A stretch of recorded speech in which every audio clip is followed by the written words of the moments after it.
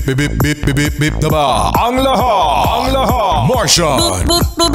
Enrico Pañero! Bip bip bip bip bip bip bip bip bip bip bip bip bip bip bip bip bip.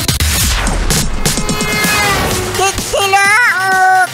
Titilaok! Bip bip bip bip bip. Ito na ang 101.1 Yes FM Balitang Kayo ba mga yes friend, yung mga single dyan, o kating-kati na ba kayo na magka-jowa? Yan, para na sa ganun, syempre, ang iba dyan, ang iniisip, ang pagsesettle o ang pag-aasawa. Ha? Bakit? Bakit na naman? Hindi lahat na naghahanap ng jowa gusto mag-asawa. Yung gusto dyan, gusto lang jowa. Sabagay, totoo yan, Ibahin nyo mga yes friend ng isang babae na magpapakasal na sana sa kanyang nobyo next month. Dahil mga yes friend, isa sa mga requirements bago magpakasal ay yung pagkuha ng Certificate of No Marriage. Para na sa ganun mapatunayan mga yes friend na wala ka pang asawa.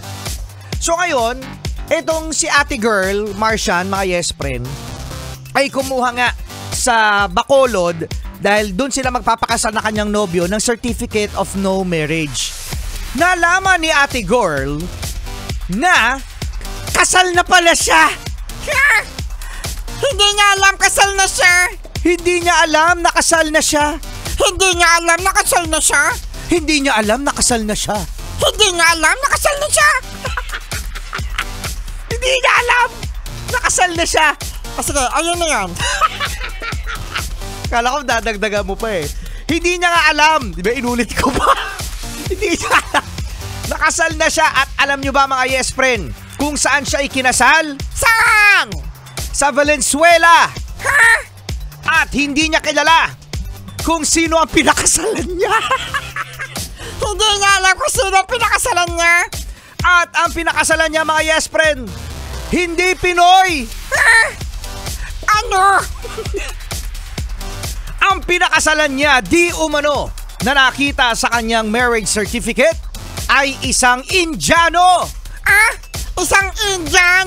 Isang Indian. So ito nga mga yes friend, lumapit sa otoridad itong si ate girl, itong si Evelyn. So ngayon mga yes friend, ang sinasabi ng mga otoridad na siya ay isang biktima ng identity theft. So ibig sabihin, ninakaw ang kanyang dokumento para na sa ganun ay magamit ng ibang tao. Ano? O yan, alam mo minsan parang magkakaroon ka na ng trust issue Kasi di ba sa SSS, merong sa amin dito kahit sa kumpanya, sinasabi na yung SSS, gamitin nyo yan. Oo, kasi hindi nyo alam, baka meron ng ibang tao ang gumagamit ng inyong SSS, ng inyong benepisyo.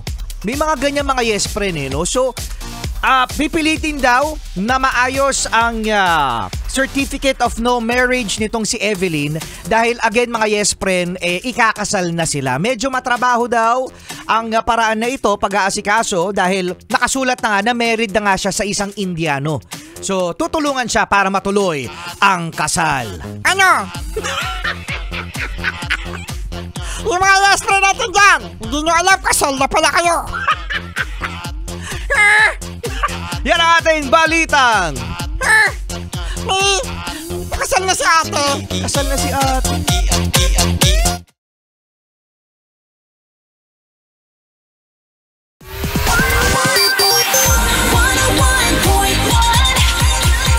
Yes.